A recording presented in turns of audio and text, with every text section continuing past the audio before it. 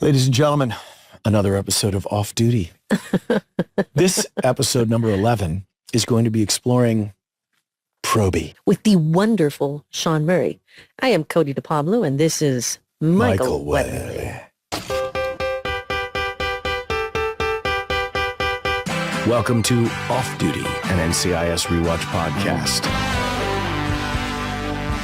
Today on the show, it's Season 3, Episode 10, Probie. When McGee shoots an unarmed undercover cop, the team work to clear his name.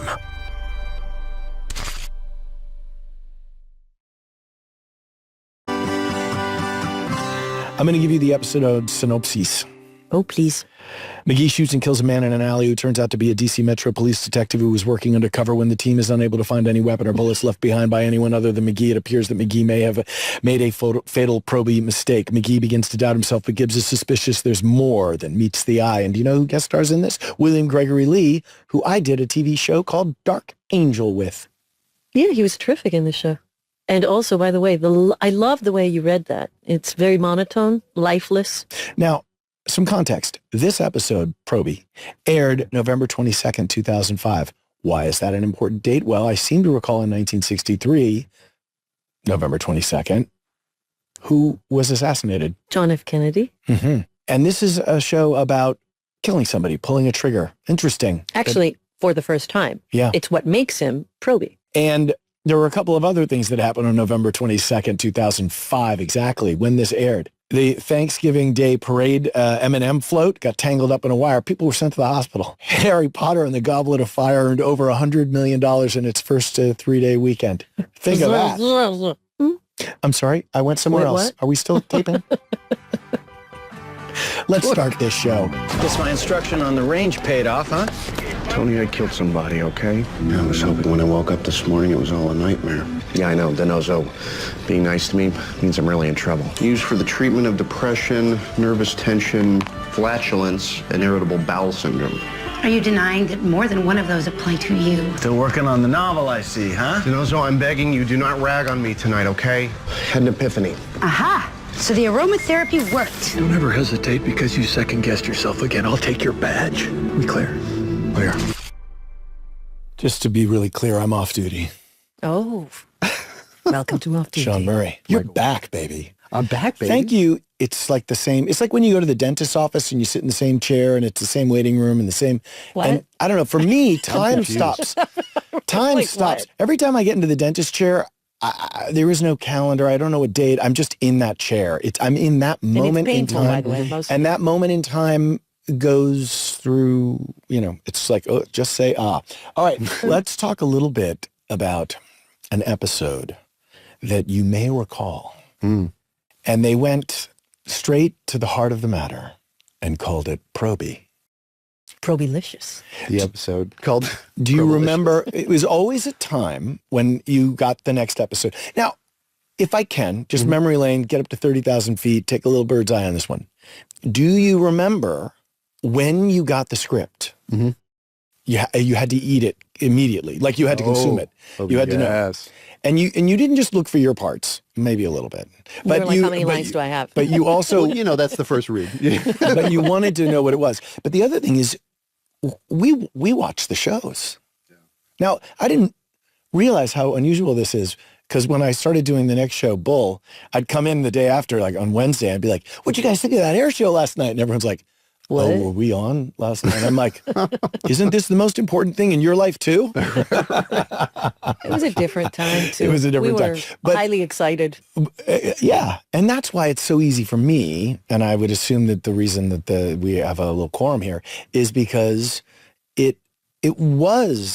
you were looking forward to seeing what crazy little magic fairy dust they sprinkled in the edit, and like how the music came in, and like how did that scene go in the interrogation. And because you're making this thing and then you make another one and then you make another one. And then by the time you're making like the fourth or fifth one, the one you made all the way back then airs. Yeah. And you're reading the one that's coming next. So you kind of have, and sometimes we'd be shooting 2 episodes at the same time. Yes, And but looping when a you- third. Yes, And but doing when you voice work on a third. got your episode, and this is Yeah. distinctly your episode. Yeah. Oh, yeah. What did you think when you read that script? Any memory? That I better deliver. Well, you delivered. Pressure. No, it was.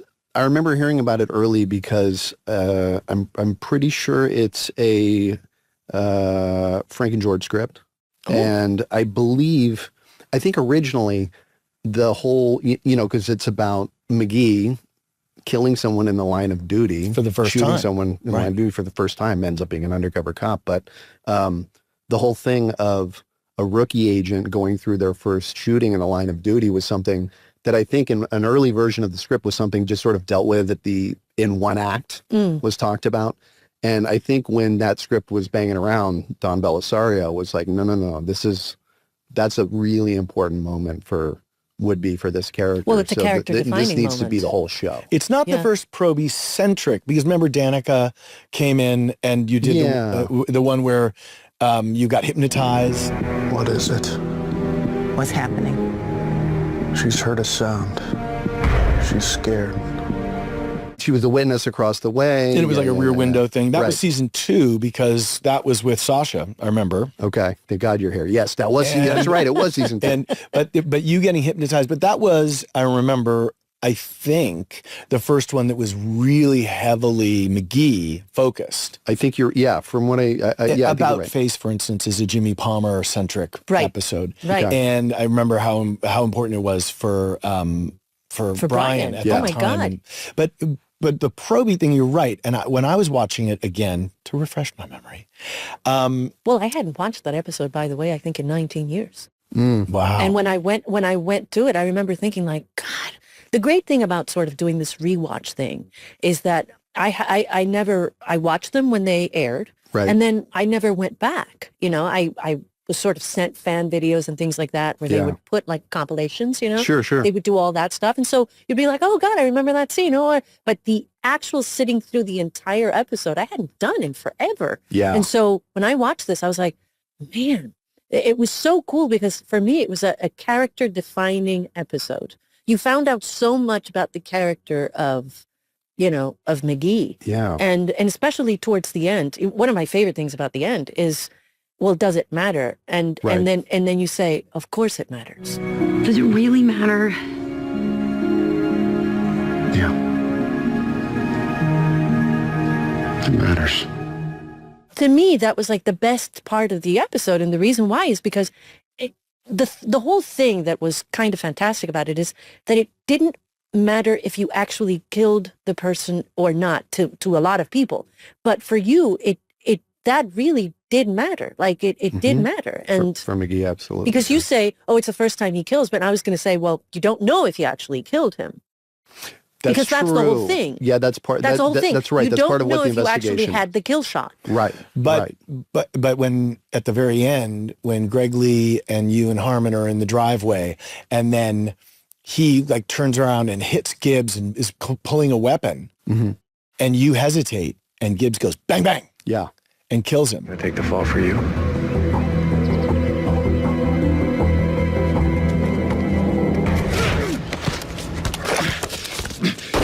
Second guess And yourself again. he says, don't, if you ever do that again, like there'll be nothing left of you, essentially. Right. And what's great about that from a storytelling perspective is it didn't give you the kill shot. It didn't, a normal kind of, let's build McGee into a hero. So the end of the episode's like, McGee learns how to kill. Right. That was definitely not it. But by the way, that's the thing about the show that's always so good, right? The fact that, and I think we got better at that none of us, at the end of the day, we all had our hero moments, right? Right, but everyone had cool flaws. That's exactly it. We all had the moments where we fell on our ass and we had to pick ourselves up and we had to face sometimes the fact running through a car wash. but we all had to sort of like lick our wounds. You know what I mean? Greg Lee, who plays the dirty cop in this one, who gets was really shot good, too. at the very end. Guess how I knew Greg Lee? How did you know? Did you work with him in Dark Angel? Yes. How did I know that? DA? How did I know that? Yes, he was one of Max's brethren, one of the brothers, and so I had met him a few years before, obviously, and so it's always interesting when you work with people that you worked with on another show. Yeah, and I mean, the character on Dark Angel was like in a wheelchair with glasses and, you know, and here I am running around with like totally different hair. But the character itself was such a like giant leap in a different From direction. what the Dark Angel character was, absolutely. And also you were such a different person. A different human. Yeah. In a different set. Different with gear shifting. Different freedoms. Yes. A lot of growth had happened. And so that was another kind of thing that I wanted to touch on, which is the growth component of an episode like Probie. Yeah. When you're feeling, because you talked, you know, the first time we were here about how you were growing from the season 1 to the season 3 to the season 5, and when you felt like I can't be Probie anymore, I can't be. But this episode is called Probie. It is called Probie. And it's a real pivot point. And I wonder if like you look at your career on the show from that vantage point at all. Do you see these demarcated points? Yeah, I do a little bit. And Probie was definitely the one that stands out to me almost more than any of them. There was something we did in season 1. I think it was called, I think the episode was called Dead Man Talking, where we were all doing shifts, surveillance on our gal across the street. You know, the quicker you get this done, the more quality time you have to spend with a certain tattooed forensic technician of the goth persuasion. What do you mean by that? Oh, come on. Some of the initial McGee behaviors were like born in that episode. So I between Tony and McGee. Right. And yeah. I remember creating like the dynamic. Yeah, I remember that dynamic being created. And that dynamic was a carry on because in the very first episode, Harmon was making movie references. Isn't the president's head down here someplace? No. No, this is in the movie.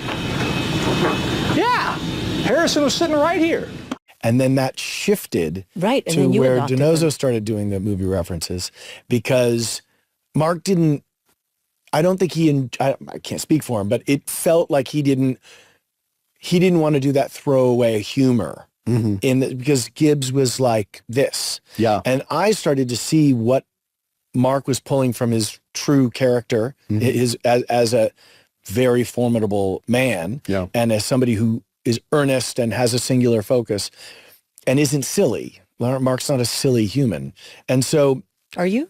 I started to play whatever Mark did, I would do the opposite. Yeah. Yeah. So I would watch him in blocking and I'd be like, whatever he does, if he's wearing a jacket, I take my jacket off. If he's sitting forward, I'm leaning back. Whatever it was. And then he would slap my head and I would say, thank you. Or it's good that you're back, boss. Or, you know, yeah, I should have seen that coming or whatever. There was always, but it was never like, if he fucking punches me one more time, I'm going to knock it. Like there was never a reaction. And the point was, that was the dynamic. But then the dynamic was like, little brother. Hi, little brother. Yes. Now, daddy just hit me, so guess what I'm going to do to you? I'm going to bully you. Yeah, yeah, Right. yeah. And so that became this kind of river of behavior. And, you know, Ducky would walk through and be like, oh, I don't have time for this. I mean, my God. You know, I rode a horse through Macy's in the 60s with John Lennon. Like, I don't know. You know what I mean? Like, he was famous before you were born. Stop it. And so you're doing the Probie. You have to fire a weapon. Do you think that you had fired a weapon before that episode? I'm not sure. That's a good question because we used to kind of early on we kept McGee away from the shooting a little bit, being a rookie agent. So I think that might have been the first time that shots were fired. And from you're McGee. left-handed. I'm a lefty. So does that affect the weapon at all? The safety is on the other side. There's a whole thing there. Yeah, you got a special holster. But is it a left-handed gun? No, it's a regular gun. I didn't know if they made as far as I left-handed know, weapons. they don't make left-handed guns. They got left-handed holsters, but Because sometimes on rifles, there's like on the butt of a rifle, there's like a chin rest. And stuff. Yeah. So I was wondering if they I don't did. know. I don't know if they have. I'm not familiar enough with my gun work. Is not. I know. But you do have gun face. Yeah. Oh, we've all got our gun Can face. we We've do all got gun good gun face? face. Let's This each is of us a good gun game. face. Okay, This is a good game. I want you to look at Cote with Yeah. the gun face so that camera can get there. All right. Okay. You Wait, gotta have the are gun you going to show, do right? it? Yeah, I'll do I it. know If you exactly need to- what this if you face need to looks like. prepare- No, I remember the gun face. No, I'm ready. Okay. Okay, All you right, ready? Okay. Okay, All you right, ready? do it. Go. Do yours. Oh yeah. That's it. That was yours. Definitely. Tongue under the lower Yep. lip. That's it. That was yours. Definitely. Tongue under the lower Yep. lip. And badass. Okay. Show Okay, me. now you. No, Oh, me? yeah. Okay. Hold on. I got it. Get comfy. And your turquoise shirt. Mine was this. Little mouth a little open. Yeah, slightly open. Little Zoolander. But wait a minute. Why is it quivering? Why is it quivering? Because I'm nervous because I'm going to shoot somebody. Oh, wow. Okay. It's acting. It's not, There's was a it lot really? at stake. It's A not lot at really. stake, Cody. Okay. Show me yours then. Mine was just very simple. Mm-hmm. Oh, sorry. Dorco. She was trained by Mossad. She was trained by the best. Oops. Oh. I think it's well, I have a microphone in front of I me, know, so I know. Like a cat. Oh, it's so good. Oh, yeah. No, It's I'm, so I'm bright. right back there. So Oh, good. yeah. right, Like right back there. Right back there, Just for real.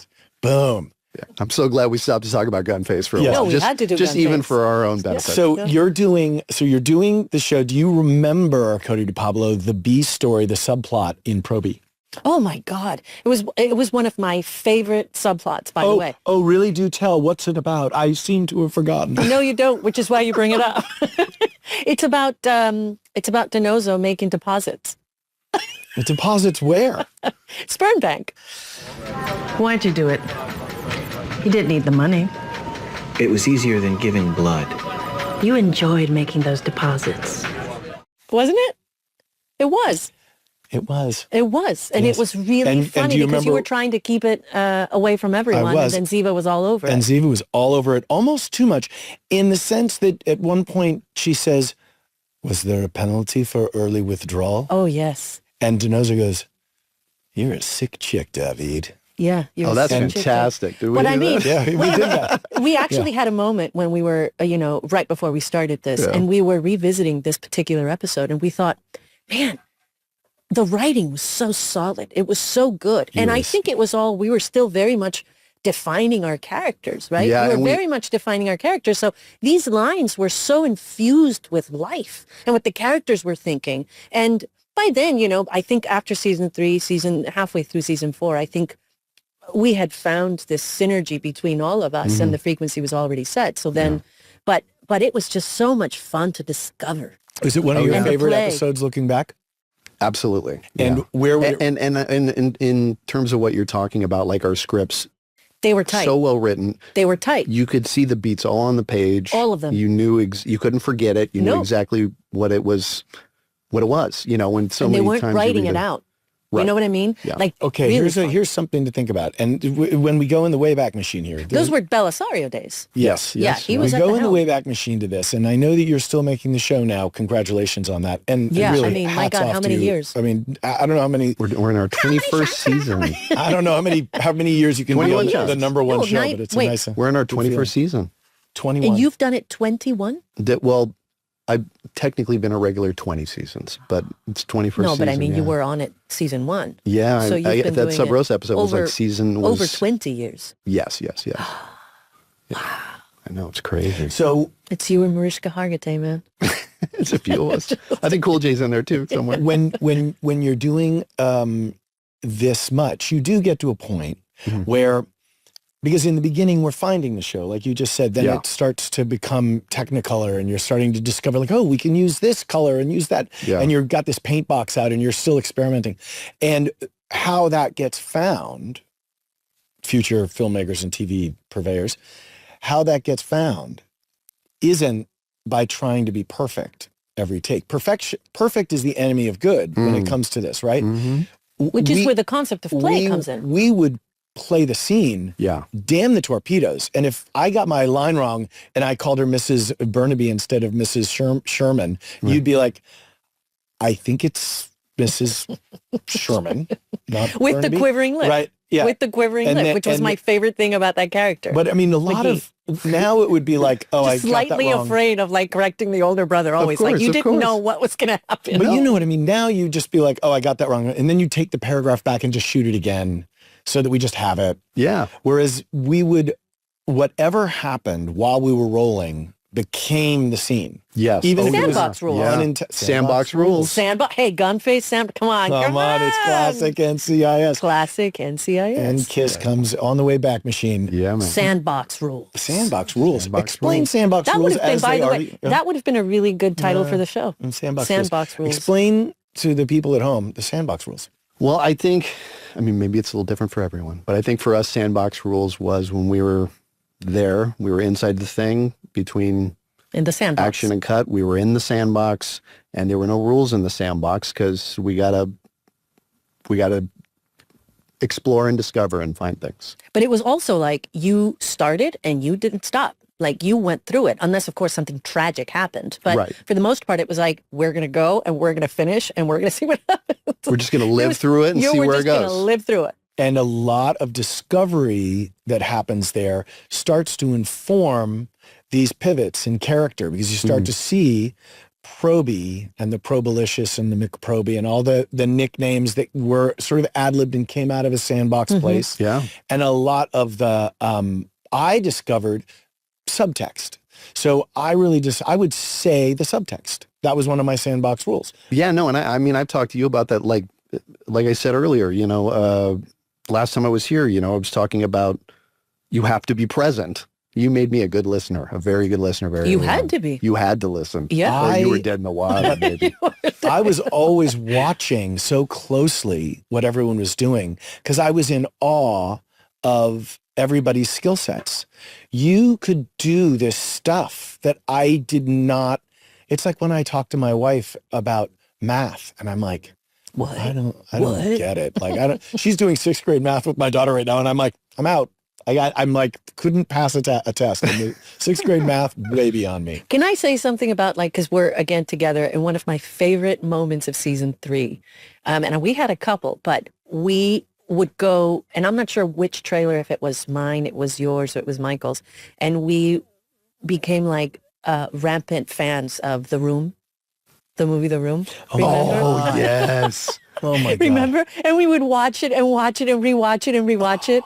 And then we would go into set and then we would crack each other up. Yeah, we would be crack doing The each Room other up. inside the show. And everyone was wondering what the hell we were doing. And we would be doing Yeah. Stripes references and all that stuff inside the show. We would just add it. Well, all the stuff you were throwing out too early on. I rember a couple of times you turning to me going, I think I may get fired for this. Yeah. I think I may lose my job. And see, what a lot of people don't understand is that we, at that point, had established sandbox rules, right? Yeah, yeah. So within the context of that, we allowed a lot of things to happen because we were experimenting, we were playing, we felt safe, and kind of at that moment of different time, but kind of anything went. But that came with a lot of trust. I'll go. Yes, it did. Because we into were really building characters. We were really trying to, and we would push the envelope, and at times we would really push it, and at times we did things that were maybe, You get the 11 o'clock phone call from Dawn. Yeah. But Those things, by the way, never made it. The scene where DiNozzo goes over to the Probie house, to the apartment, and you're typing at your desk. Yes. But you're really freaking out and having a panic attack about the fact that you've killed someone and you are not coping well.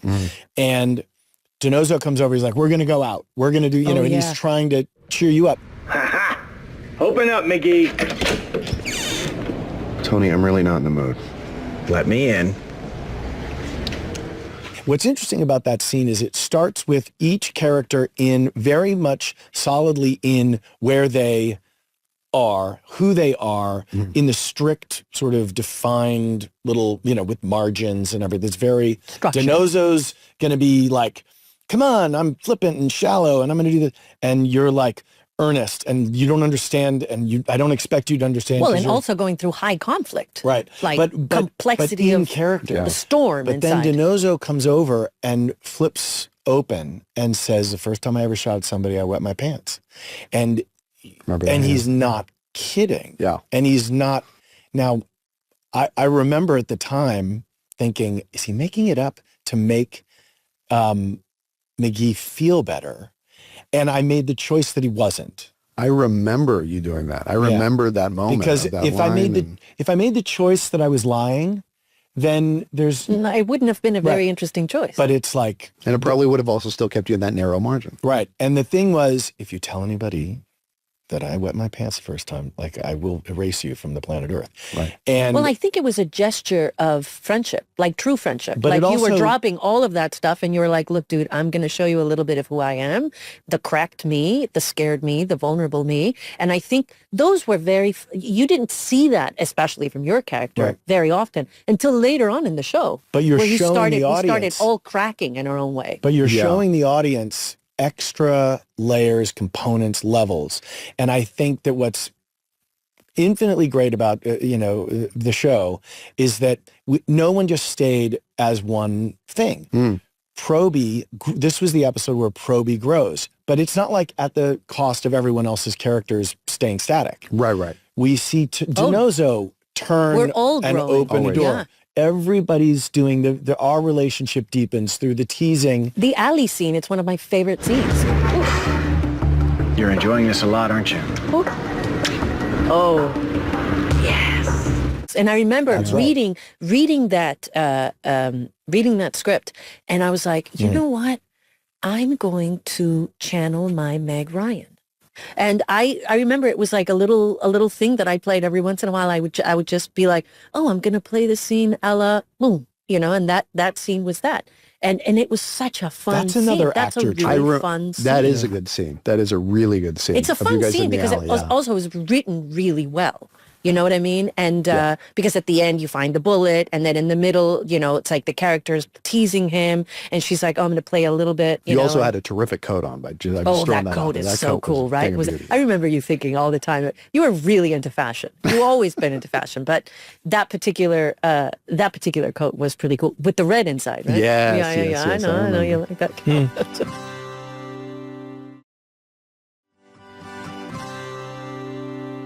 Was there a moment in real life, in Sean life, where you had some self-doubt about where you might be able to bring the character, or if you had another gear, because we're all aspiring to kind of figure out a place, but sometimes it's like Jim Carrey in The Truman Show, you're like, it's just a sky wall. It's just there's no going past that wall, Yeah. which I have occasionally hit as an actor. It's like I'm not a classical musician. I will never be good at math. There are certain things I can't do. And you either embrace that or it makes you have huge doubt. Like, if I can't do that, Right. did you ever have that? Like, was there ever a moment in your career on the But it's very NCIS? funny because when we started talking about this episode, one of the things you said is like, oh man, I have to deliver. I mean, for me, when I read that episode, I was like, oh, what a wonderful opportunity, and plus there was no doubt in my mind you would deliver. Like, that's the thing about a lot of the actors that we were all working with, our ensemble. When everyone got their turn, like everyone could bat. Yeah. But inside the Sean head, how did you Sure. feel? And that, yeah. We'll see what happens. You know how it is. You've got. But do you I feel mean, like you what we put pressure do- on yourself? Did you ever put Oh, pressure I've on always yourself? put pressure on myself, and I don't know. I And kind did of you have feel the like, doubts, like going into it, like, oh my God? I think everyone always has some sort of doubts. I think that if you don't have any doubts and you're completely comfortable with everything you're doing, then maybe you should do something else. Do you think there was But- a cheerleader on set? Someone that was coming behind you at some point and going, you got this, buddy? You were a cheerleader for me more than you probably know, Michael. Oh, you see? Honestly. Like a little... Because because as you and I have talked about, and all three of us, we were in the fucking trenches. We were doing long days. We were the family. We were together And what more than people we were don't seeing know is our that we were own- so far away from like other stages. Yeah. It was just us. We were Yeah, we isolated weren't on a in Santa lot Clarita. next to these other no, we weren't. shows. We weren't We like were- at the Paramount lot. We weren't at the Stony stages. We were in our weren't own really, world in so many ways. and we were so far away from that, even distance-wise, location. Yeah. So we were insular in so many ways, and that was. You it could was like smell a the vacuum. peanuts from Magic Mountain. If you really look at the arc of the characters on the show, the characters do change over time, and the show changes over time. Yeah. And I just wonder, like I was saying to you, I think that you were the one who, at a certain point, wanted to put Probie in the past tense. But this is the episode that came to you and said, here we go. We're going to go do this. Yeah. And you had to bring it. You had to come out and be. Better bring it. Gotta bring it. You did. By the way, did you know that it was the most watched show of season 3? No kidding. Really? Yeah. Yeah. Oh. We were told this, and we were like, "Wait, what? Really?" Yeah. And I was like, It's time to ask for a raise. Show. No, too late. 20 years in. I get that episode gets brought up to me more than probably any other episode. Yeah, I Probie, didn't know. I mean- I didn't know that, and I was like, "Wow, we got to tell Chunks about those." Love it. What do you think the biggest Probie mistake you have made?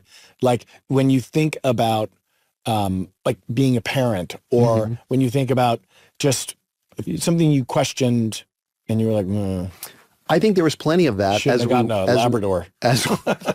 No, I mean, I think there was plenty of that as we went, just in terms of working. I was always trying to figure it out and I bounced a lot of what I did off of what you guys did. I mean, the reactions I got from you, the flavors that I got from, I would kind of feel like it was working or not, depending on that stuff. I couldn't have done any of that without you guys to bounce all that off of. I know I feel absolutely the same. And I feel absolutely the same. And I will say, sometimes when I watch the old shows, and I have to make a segue for this because season 3 has a special place in my heart. First of all, of course, it was my first season, but season 3 was like a magical time for me. It was really, truly magical. And there were times when I used to stand and I used to say, don't tell the CBS people, but I would have done this for free. Like I would go home and I would say, I can't believe I get paid.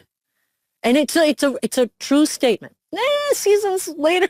Yeah, later on you were like, seasons, you're I going was to pay like, me wait a for minute. this. But season 3 was just like when you're just like falling in love with all of it. And it was just so magical. And the things were just happening so organically. And I would watch all of these characters come to life and us digging and finding and these wonderful moments. And I have to say this, what you were bringing to the table was so complex, delicate, and so strong because you had to be in many ways a foil for these 2 other babbling fools, you know, and we had to bounce stuff off you completely, and you were so good. Teflon. You were so good. But if you guys weren't so good, I wouldn't have been able to bounce any of that shit back. So give me, if you could want a nutshell, just in kind of, you know, coming to where you are now, how would you describe the arc? Early season Sean, season 3 Probie, all the way to now. Like, I've never sat down and done the sort of. That's why they invented podcasts. The thing. Yoda. I don't. It just sort of. I never had. It just kind of naturally occurred. I don't. I mean, even when like episodes like Probie, episodes where our character would find, you know, some more growth, and I think one of the things that's so great about. I mean, it's maybe this is unspoken, but this is, you know, you're talking about season 3. Yeah. Season 3 was a very special season because it's like the first 2, we were figuring out what we were figuring out our strengths. You know, the characters definitely sort of were emerging and everything, and we were realizing that I think our strength was definitely in the characters and not in the procedural of it all. That became very kind of secondary. Evident. It was, you know, very much in the characters. And I feel like growing with the production, my character kind of grew with the thing. And as things happen, as the Tony character moved on, you know, that gave McGee an opportunity to step up. To take the desk. He sits at the desk. Take Tony's old desk. That's kind of a nice thing. It's a very familial show in that sense. There's a hand-me-downs, you know, kind of exist. Yeah. And I think that the audience also that went through, I mean, I've met so many people that went through COVID learning about NCIS. I'll be at Dairy Queen with my kids and there'll be these 20-year-olds that are like, oh my God, you're my COVID show. Right. I'm like, oh. Wow. Have you had experiences like that? Like when you're traveling and when you're walking with your family, people coming up to you? Yeah, no, I mean, there's definitely. Do you feel the love from the fandom? Absolutely. I've. Do you have stories, like a particular story that jumps at you? With maybe like one exception. Oh, we all have I know we all one. got the one exception. Who are you and why are you in my kitchen? Right. Put the knife down. We've got the best fans. It's like unbelievable. It's like we're.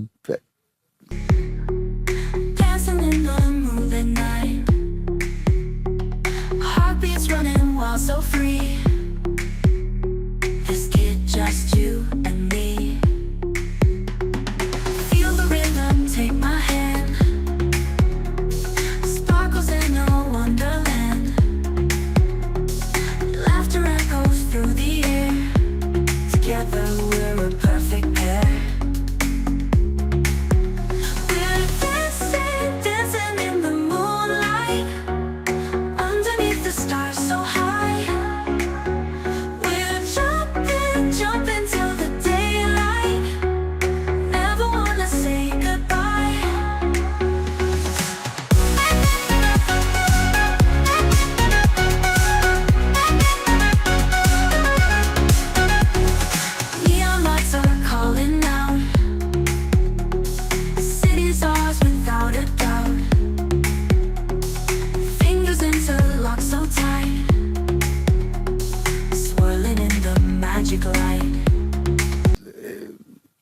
the characters are friends of a lot of these people, and they just, I mean, everyone, literally like 99.9% of the people that have come up to me in any country are just like, they love the show, they love the characters, they want to get a picture with you and say that they've been in the same space as, Tony or McGee or Ziva or whatever, and did you feel like in season 3, when did you feel like, did you always feel like this was a family?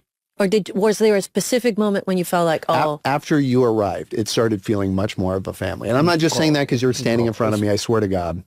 I swear to God. And I love Sasha Alexander to death. And I don't mean in any way against her. But there was, and I think it was just part of the time of... it was like an energy thing. I think there was something... Lauren Holly came in, the Jenny Shepherd of it all. And then, so you sort of had mom and dad almost. And by the way, can we talk about that for a moment? Because I revisited those shows with mom and dad, Jenny and Gibbs. And I guess maybe I was too young. I was too naive. I was too, I don't know, self-absorbed. But I watch it now with different eyes. That was a sexy, they had some sexy moments. Paris in 99.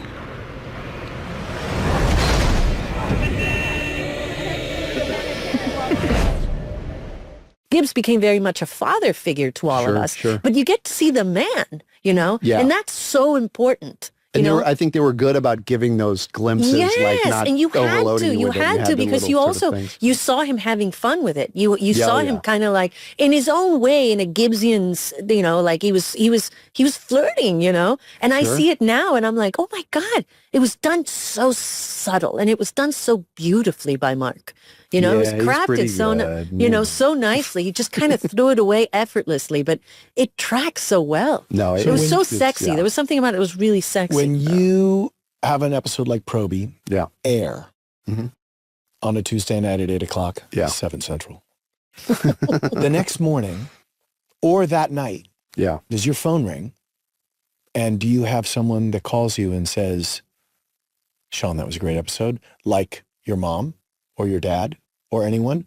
Or would it be crickets? Or would it be just like us going, Sean, that was a really good episode at the moment? I think it was about us supporting each other. And I mean, we were so entrenched in it. We were just trying to get sleep at night. Did you get the parent phone call? Because I would get the You were really good at that. I have to say, you were one of the few people that, I mean, we all had our moments, of course, but I remember getting a phone call from you specifically. And I was like, oh, Sean's calling me, and it's a Saturday at 10 a.m. Why?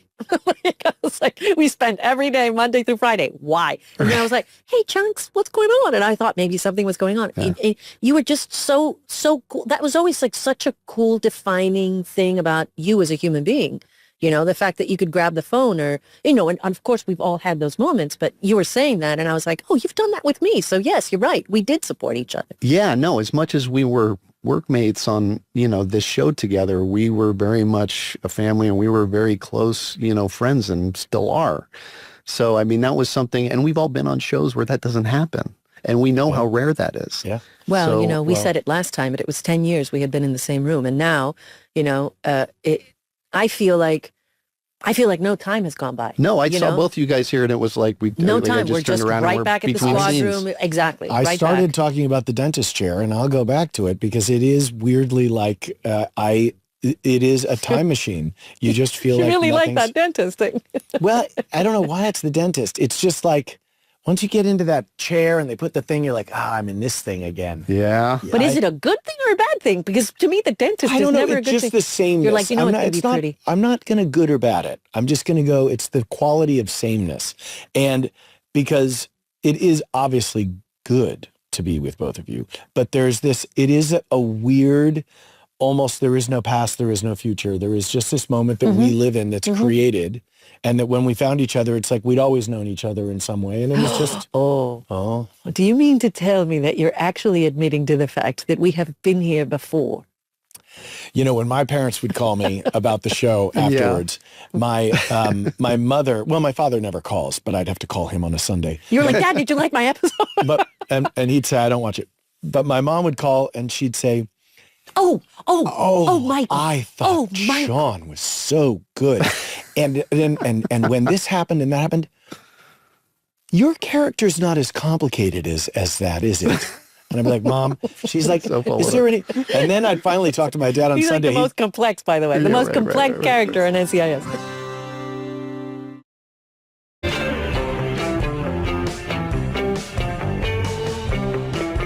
In episode 10, Agent McGee makes a split-second decision that almost costs him his career. Answer the questions in the following scenarios in 3 seconds or less. Sean, scenario 1, you're at a friend's party when you're suddenly pushed onto stage for karaoke. The only songs available are Bohemian Rhapsody, I Will Always Love You, and Take On Me by Aha. Which do you choose? Ooh, I think I got to go with the Take On Me. I mean, it'll be a disaster, Can you but give us a that's going taste? to go. Ooh, Take Da-na-na-na, on me. I'll do this. Yeah, I'll do that. Yeah. Take on me. Sean, your second scenario. A squirrel sneaks into your house and is causing chaos in the middle of the night. Do you find something to chase it away with, hide and hope it goes away, or run out of the house in terror? I can't put earplugs in? No. 2. Ignore. I chase it out of my house. I don't. Is that one of the options? You would chase it away. Okay. All right. Okay. I'm going to give you that one. Thank you. Scenario 3, you accidentally reply all to a company email with a joke meant for a friend. Oh, Do you pretend it didn't happen, roll with it and hope it goes over well, or claim your email was hacked? roll with it and hope it goes over well. You got to take the responsibility. Accountability. Roll with it. Hope it goes over well. Cody DePablo, I've got some scenarios for you. Go. You're called up to stage at your child's talent show, unaware that you're supposed to have a prepared act. Do you quickly showcase a made-up talent, apologize to your child and walk away, or take the opportunity to pontificate about your career to other parents? Wait, can you repeat that? Do you quickly showcase a made-up talent? You don't have to air Yes. I would do that. You would improv. Yeah. Quickly showcase a I made-up think talent. we've all done it. You dine at a new local restaurant and the staff mistakenly believes you're a famous food critic. They keep bringing gourmet dishes for free. Do you go along with it and give exaggerated critiques, confess the mistake, but offer to write an online review, or slip away when no one's noticing after you've filled your belly? No, number 2. Oh. For sure. I'd be like, oh, yeah, somebody's making a terrible mistake here, feeding me all these wonderful things. I will, You however, confess give you the a... mistake. You're honest. Yeah, I would say, I'm sorry. It's just not, I think you're, well, but it's true. Wouldn't you do the same? No, you would go Okay. quietly See, out I and you think, take it I all. think I would try and play along just out of the, and then I would just fall apart at some point. And The game section always offers unique insight. and into what- people's minds. It does. And I think what we learned is you are really honest. Like way too honest. who, me? This one. Oh, that one. Yeah. You are also honest? Yeah, but not on the level of the Cotes. No. I just want to wrap up by saying it's very emotional to be together. Yes, it is. It's awesome to spend this time. Let's give thanks. promise to try and do it again. Yes. Maybe without cameras and microphones. But also, would you come back again? Absolutely. Okay, Okay, microphones. yeah. But I'm just saying, not that we would change our behavior at all without cameras and microphones. We might be a little freer. Maybe just a smidge. But you, McProbilicious, beautiful man that you are, beautiful father that you have become, and husband and son and friend. Mm-hmm. May you live to be 1,000 years old. Oh, Michael. And Very on sweet that of you. I note, love you, man. hamster 5, hamster 10. I love both of you guys so much. It's so good to see you. Honestly, really, really, it's like, yeah.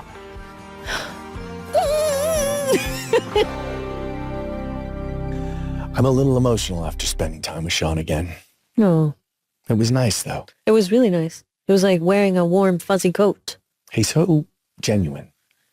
Yeah, and I think it was like really wonderful for all of us to be in the same room together and reminisce about that wonderful, wonderful time. I feel full. You know what I'd like to do right now? What would you like to do? Answer questions from the fans.